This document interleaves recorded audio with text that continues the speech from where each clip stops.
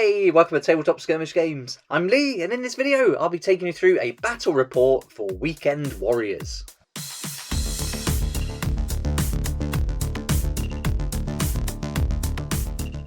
It's the weekend, so a perfect time to play a game of Weekend Warriors. So in this video I'll be taking you through a battle report, and I'll do my best to explain the rules as we go. We'll be playing Signal the Fleet. This is a sci-fi one-shot skirmish mission. I've chosen a mix of homemade terrain and also some terrain from Game Mat EU. So this is going to be perfect for this sci-fi setting. And this battle report is going to take place between the Grey Knights and the Orc Commandos. I recommend printing off a copy of the one shot, and you'll only need one page because this will have all the information you need to set up the battlefield. But I like to also print off the warrior cards, and then I've got them to hand. Now everything you need is going to be on one sheet for each of the two warbands taking part in the battle. We've also got a card that we'll use for the terrain because we will be attacking that later. And then from the core book, I've taken a copy of the quick reference page, the print friendly page, and this is going to have everything you need on one page, so you're not going to have to keep going back and forth to the book as we play the game. If you're new to Weekend Warriors, then I've done lots of videos for how to play, but the idea is to keep it nice and simple. So for each warrior card that we have here for the warband, you'll have all their information in one place. The quick reference sheet is a summary of the entire book. It gives you the order of play, the attack sequence and all the rules for attacking, how to do armour saves, and then it's also got a breakdown of the different types of armour and also how many actions you can take with each of them, how many hearts, what the movement is, what happens if you fall, and then how many action points it costs for each of the different actions you can do, as well as line of sight and cover rules. Now we've got everything we need to get started, let's go through the briefing and the setup, and then we can begin the battle. This skirmish is called Signal the Fleet, and a small special ops team has been tasked to inspect an unmanned comms relay station. There have been enemy movements in the area, so they must carry out recon and report their findings to the fleet. After carrying out a survey of the area, the team discovered a large enemy force that recently landed on the planet. They raced back to the station to signal the fleet and request reinforcements. However, a sneaky enemy patrol picked up their tracks and is hot on their heels. If they discover the station, they will surely attack the team and destroy the comms tower before that signal can be made. To set up, we first decide who is the attacker and who is the defender, and in this case the orcs are going to attack and the Grey Knights are going to be the defenders. We choose one piece of terrain for the comms tower and one piece of terrain for the terminal building, and then add a token or model for the terminal. The board for the game will be 3 foot by 2 foot, and the skirmish map tells you where to place everything on the board. Now we place the terminal building and comms tower as shown in the map, and then players will take turns placing the rest of the terrain one piece at a time until all of it is on the battlefield. I recommend going heavy on the terrain. The more the better. You want to block those lines of sight. You want loads of places to climb, hide behind and take cover within. So really go to town on that, and having lots of terrain really adds to the fun of the game, and it can make it quite challenging to get around the battlefield, take out the enemy and secure the objectives for the mission. Now let's meet the two warbands and go through what they need to do to win. So the defender must use 9 of their actions to send a signal. The models must be in base contact with the terminal, but they can only make a maximum of 3 actions per round. If at the end of round 5 they've carried out those 9 actions, they'll win the game as that signal is sent to the fleet and the reinforcements will arrive. The attacker's job is to take down that comms tower. Now they have to cause 10 hearts of damage against the tower to destroy it. And the comms tower will have its own card, as you saw briefly earlier on. If they can take down the comms tower before the signal is sent, then they'll win the game. Now let's meet our warriors, and for the Grey Knights we've got Brother Alastair leading them into battle. Now his role in this is a battle mage. He's got a medium armour, so that's going to give him 4 actions. He's got a 2-inch movement per action if he wants to use it. His reaction is 4+, and his armour is 4+, and he's going to have 10 hearts. He's armed with a long sword, so he's going to be pretty handy in close combat, but he can also use that magic to bring down a hailstorm on the enemy. So he's got a bit of a ranged weapon as well, and his abilities, because of his role and skill, mean that once per round he can re-roll 1 dice or pass that on to any warrior in his warband. And he's also got another ability where visible warriors within 3 inches of the target receive 1d3 hits. Now that's for the long range hailstorm attack. Next up is Brother Botis, and he's going to be carrying the heavy flamer, so that's his role, and he's a veteran, so he's going to get the ability that comes with that skill. His movement is 2 inch, his actions are 4, reaction and armor 4 plus, hearts 10. He's also taken in that medium armor. The weapon is a flamer. He's got to get quite close though. It's got to be 1 to 6 inches range to use this, and then he's just got a dagger if he gets in close combat. For his abilities, being a veteran, he can re-roll 1 attack dice per activation, and that flamer can cause some extra damage to visible warriors within 3 inches of the target, and they'll each receive 1d3 hits. Our third warrior is Brother Elbis, and he's a heavy gunner, also a veteran. Now he's got the heavy armor. That means he can only carry out 3 actions, and his reaction and armor are going to be 3 plus. He's got that minigun, which requires 3 actions to shoot, but the range is 3 to 18, and that's going to pack a bit of a punch if it can hit the enemy. He's got that veteran ability, and also this weapon does 1d3 hits to visible warriors within 3 inches of the target, but not just enemy warriors, this will also hit the good guys too. And finally, we've got Brother Solas. Now he's the combat expert, and he's got the Punisher skill. Heavy armor again, so that's going to give him 3 actions and a 3 plus reaction and armor. He's got his Sai Hammer, 3 actions to use, and it's 4 attacks and causes a whopping 3 damage for every hit that successfully gets through. As a Punisher, whenever any hearts have been lost, you can add +1 power to his close combat weapons. And as a close combat expert, if he's attacked in close combat, he can retaliate with 1 attack dice for free, even when it's not his turn. The Warband perk is called Special Orders, and here they can give 1 action per round to 1 warrior within 3 inches of the designated leader. Now let's meet the attacking warband, the Commando Orcs, and these are led by Gitzog the Ard, and so he's the boss, he's the leader, he's also got the Brawler skill. He's a big chap, so he's classed as having heavy armour.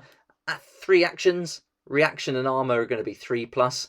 That Power Claw is going to be really handy close up with those 4 attacks, but he's also got an assault rifle giving him a little bit of range. As a leader, he can re-roll 1 dice per round or pass it on to another warrior, and as a brawler, if he's attacked in close combat, he can retaliate with that 1 extra dice for free.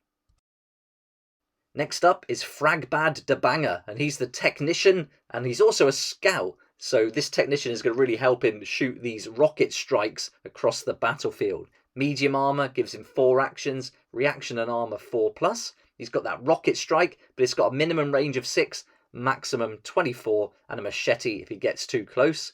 He's got some good abilities, this one. 1 action per round, he can choose a visible warrior and push them 2 inches, and they can be anywhere on the battlefield as long as he can see them. So that's a technician perk. As a scout, he gets +2 move actions in the first round only, and that's going to help him get a good position early on as he scouts the battlefield. Next, we've got Gruck the Hammer. Now, he's the Demolisher, and he's got the Punisher skill. Heavy armor again, and he's going to be slow carrying that big Demolisher weapon around with him. So he's going to have actions 3, reaction and armor 3 plus. This Death Hammer has got a 3 action cost at a range of 0 to 1, but it can make 4 attacks dealing 3 damage each, so very powerful. He's also got an assault rifle strapped to his back too. With this close combat weapon, any visible warriors within 3 inches of the target will receive 1d3 hits as the shockwave reverberates from the Death Hammer. And as a Punisher, when he loses any hearts, 1 plus power can be added to his close combat weapon. And finally, we've got the elusive Zogwarp, and he's a sniper, and he's got the Protector skill. Now, he's wearing light armor, so he gets 5 actions. He can move around a lot more now with those, and he's also got a 5 plus reaction, 5 plus armor save. His sniper rifle is 3 actions. It's got a nice range of 3 to 24, and he can make 5 attacks, doing 3 points of damage. His machete is to hand as well if he gets close up. His abilities as a sniper and protector mean that he can re-roll ranged attack rolls of 1 and re-roll armor saves of 1. And that's going to help him as his armor is that light armor, so there's more chance of the damage getting through. The Orc Commandos also chose Special Orders as their Warband perk, so they'll get 1 action per round to 1 warrior within 3 inches of their designated leader. During the battle, the Orcs will be using the red and green dice, and the Grey Knights will be using the purple and black dice. Now let's get stuck in and roll to see who's going to set up the first warrior first. And so that's the Orcs, so they're going to set up the first warrior on the battlefield, and then both players are going to alternate setting up all their warriors until they're all set up on the battlefield. So they're in the designated deployment zones. I've just used the dice as a guide there, so I pre-measured it, and as long as they fit within those dice, they're going to be in the correct deployment zones. Now there's only 4 warriors per side here. You can play up to 10 if you want to, so it can get a lot more complex, or you can keep it nice and simple and even play with just 2 warriors per side if you wanted to. But 4 is the sweet spot, really fun, but up to 10, that's where it really gets tactical. So now we're all set up, they're all in some nice positions of cover. Zogwarp's up there, taking a nice overview of the battlefield with his sniper rifle. And you can expect a lot of movement in the first couple of rounds as all the warriors get into good positions to try and achieve the objectives and take out the enemy. So let's get started and dive in to round 1 of Weekend Warriors. In this mission, the attacker is the first to activate. Gitzog gives the order to Fragbad the Banger, who's going to get into a nice position. He's making use of that scout ability for +2 move actions in the first round. So that's 2 move actions, 2 inches each, total of 4 inches. And now he's in line of sight of one of the enemy. So he's going to shoot his rockets. And so for that, he rolls 3 dice and he has to beat the reaction of the enemy. In this case, it's a 4, so those fail. But that 6 is critical. So that's going to go through and cause auto damage. So their brother Botis takes 2 points of damage. Fragbad is also going to use his other ability to push one visible warrior 2 inches backwards, and that's going to get him further away from the terminal. So now we move on to the activation for the Grey Knights, the first one, and Brother Elbis is going to make a move to cover. Grukta Hammer goes next, and he measures up, and he's going to be a little bit too far away from the objective, so the Warband perk Special Orders is issued. That's going to give him an extra movement and going to get him a little bit closer to the comms tower ready for the next turn. Now we're back to the Grey Knights, and this time it's Brother Solas who's going to advance 6 inches onto the comms tower. Now he's in base contact, so he can heal it if it takes damage. Gitzog the Ard uses his 3 action points to make 3 movements, 2 inches each, total of 6 inches, and that's his activation done. Back to the Grey Knights as Brother Botis now is going to move forward. He's been pushed back 2 inches already, but he can make an 8-inch move with those 4 actions. Now we're over to Zogwarp, and everyone has been pretty sneaky into cover, so he's had to move up to higher ground, and now he's got into Overwatch. Now to the Grey Knights, who now issue their special order, and Brother Alistar issues it on himself to give him enough movement to get right in base contact with the terminal. But now that puts him into the Overwatch of Zogwarp. As he moved into his line of sight, Zogwarp can now take a shot at him, but he can only roll 1 dice. Usually it's 5 for a sniper rifle, but for Overwatch it's just 1. And with a 3, he doesn't beat the reaction, which is 4+ for Alistar. And that's the end of round 1. So lots of movement, getting into position on the objectives. Alistar moved right into the control panel. That was a great move. But look at this guy. He's covering him, so he could easily take a shot in the next round if Alistar doesn't activate first. You've also got Zogwarp looking down on the battlefield, but with all these in cover, he hasn't got much to aim for. But the Grey Knights have got some good positions here, making sure that the Orcs don't sneak around all these different pieces of terrain. Let's move on to round 2 and roll again to see who's going to activate first. So it's purple for the Grey Knights, green for the Orcs. It's a 6 each. Let's go again. And this time another 6. And it's a 4. So that means the Grey Knights will activate the first warrior. And so Brother Alistar is going to go first here. And right away he's going to use 3 of his action points to work on the signal. We need 9 altogether, now only 6 left to go. So if he can do another 2 of those in the next 2 rounds, they'll have succeeded in their mission. Now he's also used one of his movements to move 2 inches away, and he's also going to issue the special orders again, so he can make one more action, give him 2 inches, and then that's going to move him right into cover and out of the way of Zogwarp. So that was a really good move. And also we've got Fragbad there with the rocket launcher.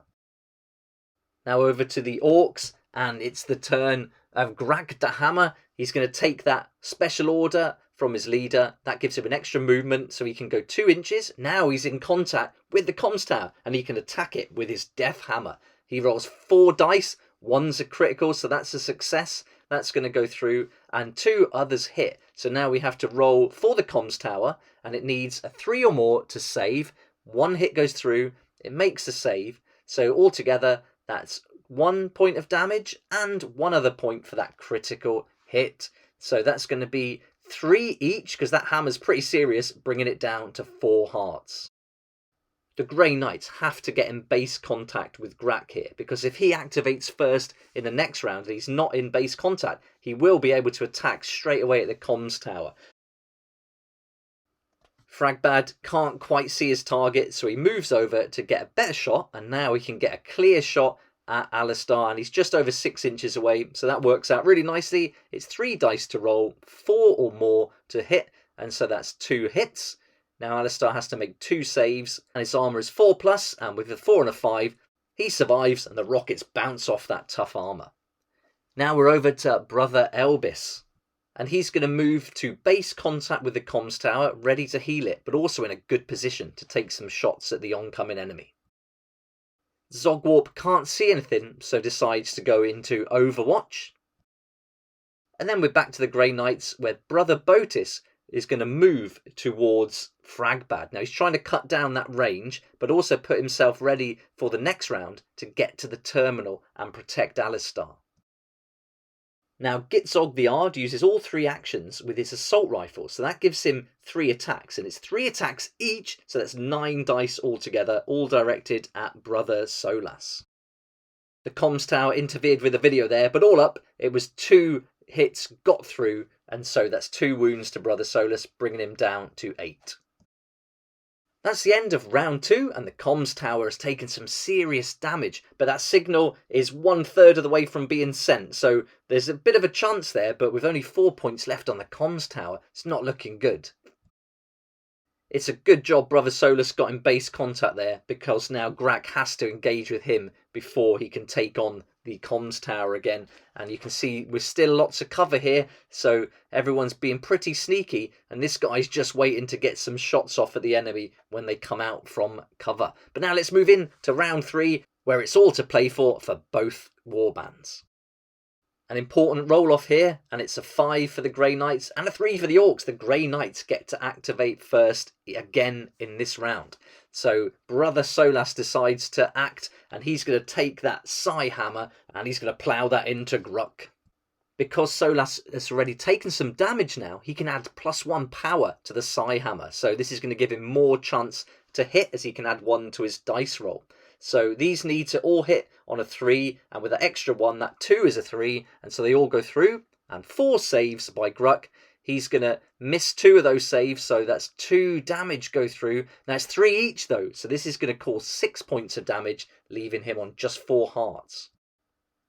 Now we're over to Fragbad the Banger, and he's going to look to take a shot, but he's too close. He's within 6 inches, so he's going to have to use one of his actions to make a move. So he moves back 2 inches, and then that's going to put him in range. He only needs 2 actions for these rockets, so he's then going to be able to take a shot and do some potential damage to Brother Botis here. So he's going to roll those 3 dice, looking for a 4-up. 1's critical, and 1 is a hit on a 4, and so that's 1 save, and that fails. So 2 hits go through. This is going to be 4 points of damage altogether, and that's going to then bring Brother Botis down to just 2 hearts remaining.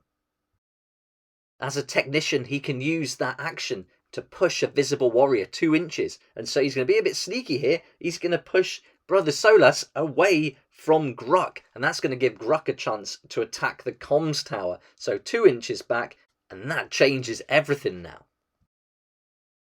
Elvis has to move in and get in base contact. So he's going to use 2 of his actions to move 2 inches each. That's 4 inches. That's going to get him in base contact. And then he can use his 3rd action to use his dagger to make a combat attack against Gruck. The dagger is not very powerful though. He's going to get 3 attacks. He's got to beat that tough armor. So 1's critical though, and 1 hits the armor, but is it enough to do any damage? Gruck is going to make 1 armor save, and it's a fail. So that's going to be 2 points of damage from that dagger that go through. So that was pretty good. So that's now going to take Gruck down to 2 hearts remaining. So he's taken some serious damage, but he's hanging on in there and wants to have another crack at that tower. Now we're on to Zogwarp, and he can finally see something. So he's going to take a shot. He's got 5 dice to roll, and he can re-roll 1s because of his ability. So it's lucky he's got that. So he's going to re-roll that 1, and let's see what he gets. And that's a 6. So that's 1 hit and 1 critical hit. So that's going to be a lot of damage. This sniper rifle is not messing around. That critical means he can't make an armor save, and that's our first victim. Brother Botis is removed from the battlefield. That means Alistar has to get to the terminal. So he activates next, uses 1 action to move 2 inches, gets in base contact, and then with his remaining 3 actions, he brings down the terminal token down to 3 now.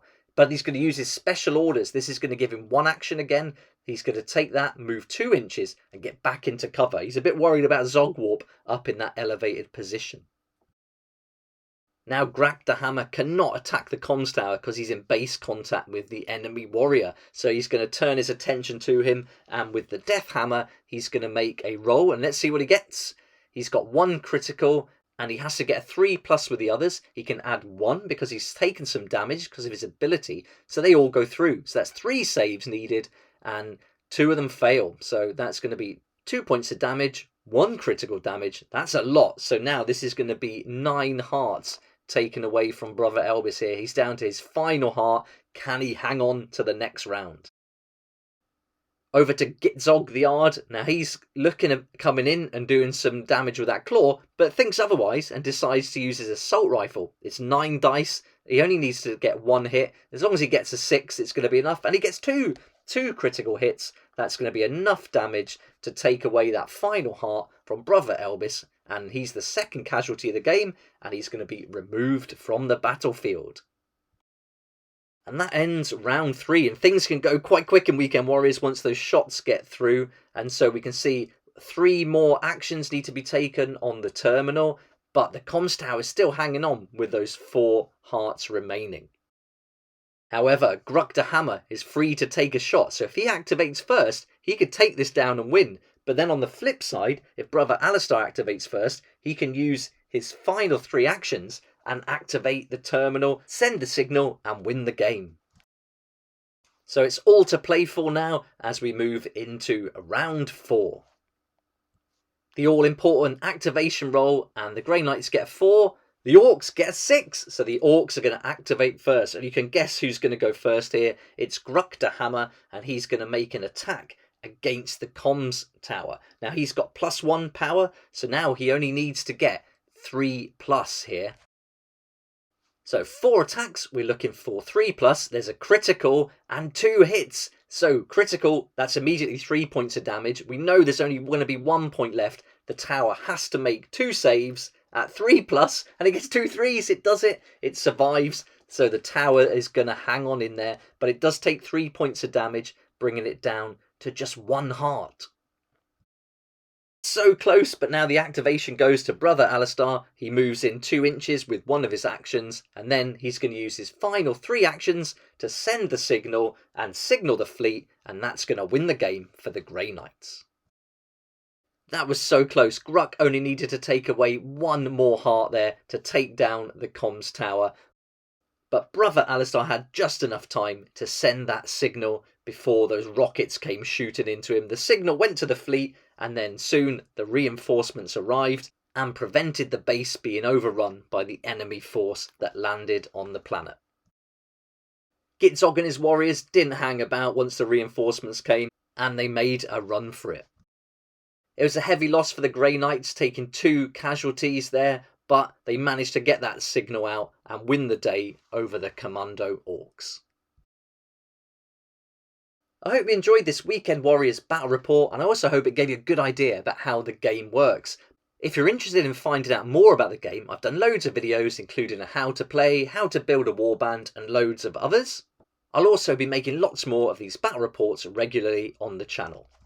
If you'd like to buy a copy of the book and support the channel, I'll put some links in the description below, and you can buy the soft cover book or a PDF, but if you buy the soft cover book at Wargame Vault, you can get the PDF for free. It's also available at Amazon, so if you buy the paperback there, just drop me an email and I'll send you the PDF for free as well, and also some links to some other goodies that you can download.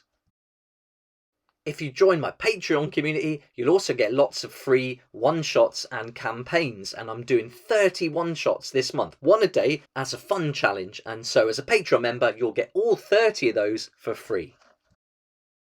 Thanks so much for watching this battle report, and I'd love to hear your feedback, so let me know what you think about it in the comments section below. And if you liked the video, please hit the like button, subscribe for more videos like this, and don't forget to hit the notification bell to join me next time on Tabletop Skirmish Games. I'd like to say a huge thank you to my Patreon supporters who make these daily videos possible, and if you're interested in joining the community, it'd be awesome to see you there, and I'll put a link for that in the description down below.